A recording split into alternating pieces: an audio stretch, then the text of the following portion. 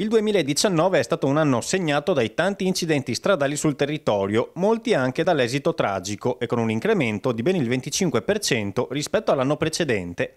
Tra le cause più frequenti di sinistro rientra l'uso dello smartphone alla guida. Ecco quindi che nel territorio sandonatese arriva una stretta a questa grave infrazione del codice della strada, con un servizio di controllo della polizia locale tramite un'autocivetta. Il servizio è partito 2 settimane fa, utilizziamo una macchina senza colori d'istituto per accertare eventuali utilizzi del cellulare alla guida, perché ci siamo accorti soprattutto nell'ultimo anno che molti degli utenti della strada quando guidano utilizzano il cellulare e molti anche il servizio di messaggistica, e quindi ancora più grave perché è una fonte di distrazione importante, e come abbiamo appurato anche in un grave sinistro stradale il conducente si trovava alla guida ed ha sbandato invadendo la corsia opposta.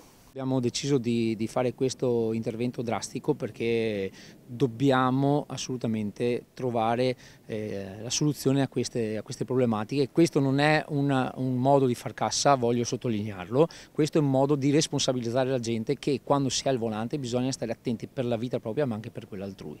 Dobbiamo dare un segno forte di responsabilità nella guida ed evitare ovviamente l'aumento degli incidenti stradali atti proprio anche all'uso del cellulare.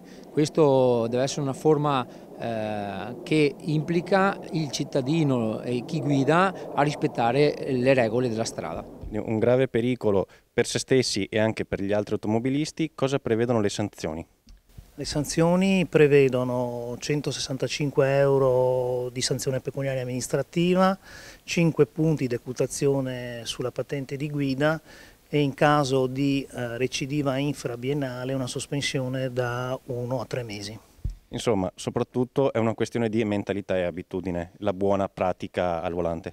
Purtroppo secondo me non è solo una questione di educazione stradale, è proprio una questione di educazione civica, quindi rispetto di tutte le regole, non soltanto di quelle del codice della strada.